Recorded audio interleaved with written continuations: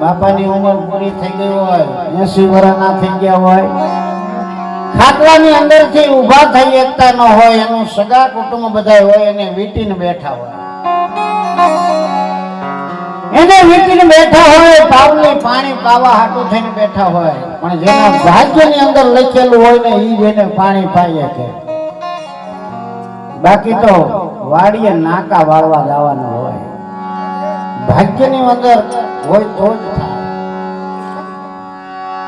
એક રાજ દરબારની અંદર રાજાનો દીકરો 7-8 વર્ષની ઉંમર થઈ એટલે દીકરાને ભણવા માટે જંગલની અંદર આગળ સ્કૂલો જંગલમાં થયો, હવે ગામમાં આવી અને માસ્ટરો બધાય જ્ઞાની પુરુષ સાધુ સંત કુટીર બાંધીને રહેતા હોય, ત્યાં જ ભણવા જવાનું. રાજાના દીકરાને અહીંયા ભણવા મૂક્યો. 2 દિવસ થયા એટલે રાજાના દીકરાએ કીધું કે બાપુ બોલ બેટા, મારે ઘરે જવું છે. કેમ? તો કે મારા વગરના ત્યાં કોઈ રહી નહીં શકતા હોય, મારા વગરના કોઈ ખાતા નહીં હોય, મારા વગરના કોઈ પીતા નહીં.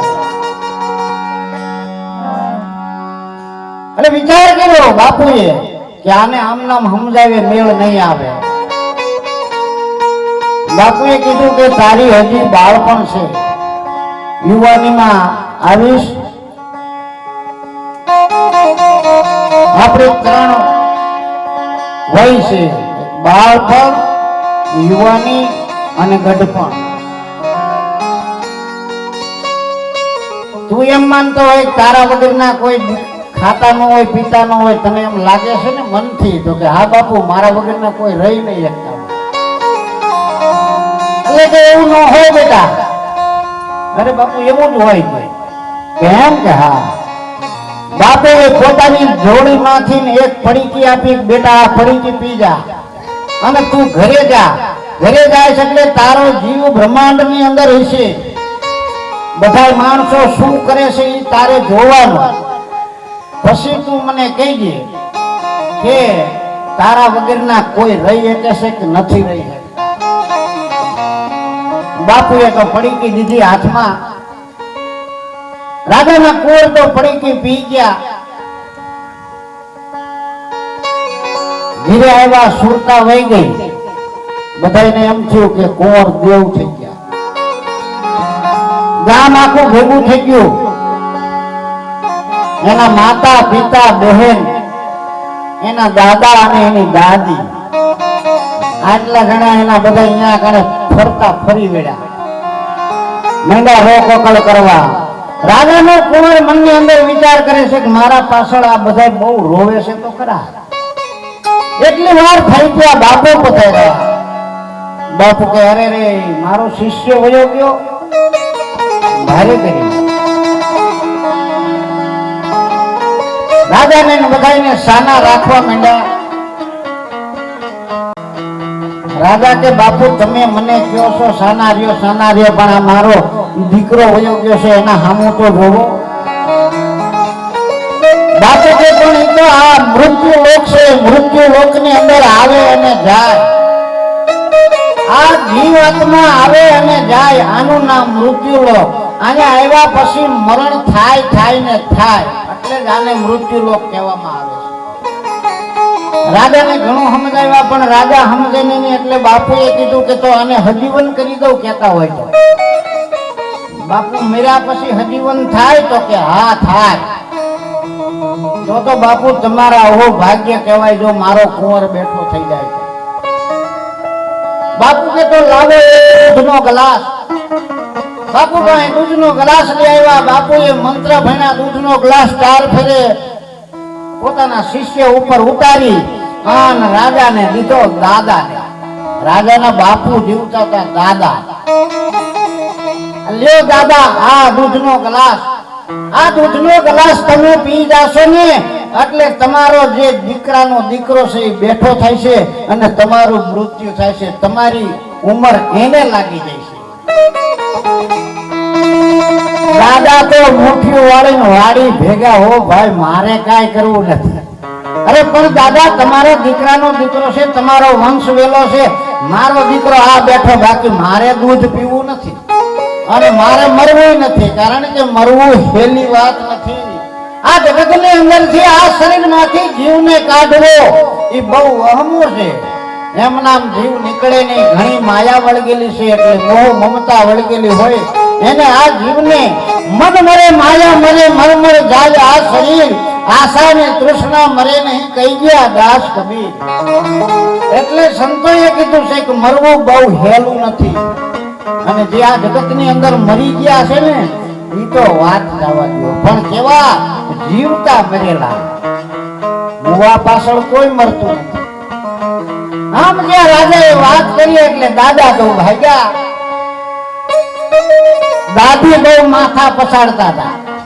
બાપુ દાદી પાસે ગયા, દાદીમાં તમે તો ઘણી દુનિયા જોઈ નાખી છે અને તમે તો ઘણા આ બધું સુખ ભોગવી લીધું છે, હવે આ દૂધનો ગ્લાસ તમે પી જાઓ એટલે તમારું મૃત્યુ થશે અને તમારા દીકરાનો દીકરો બેઠો થશે. અરે બાપા મારે કાંઈ કરવું નથી, તમારે જેમ કરવું એમ કરો, વંશ હાલે તોય ભલે અને ન હાલે તોય ભલે, મારો દીકરો મારી પાછળ જે કાંઈ કરે એ મને મંજૂર છે. દાદી દૂધનો ગ્લાસ મૂકીને ભાગ્યા. રાજા પાસે ગયા, બાપુ કે લ્યો આ તમારો દીકરો હજીવન કરવો હોય તો આ દૂધ પી જાઓ. રાજા કે મારે પીવું નથી, જીવતા ઈશું તો કઈક બીજું થઈ રહી છે, બાકી ખોટી વાત કરો માં બાપુ. કુંવરના બાને કીધું, એની માએ પણ ના પાડી.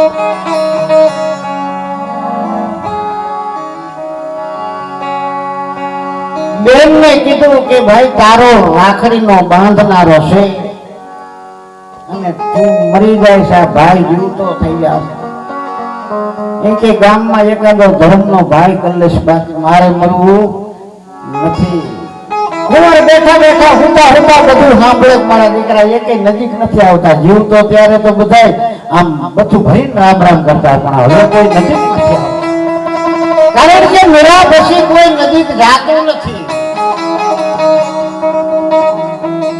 કુંવર બધું હુતા હુતા જોવે.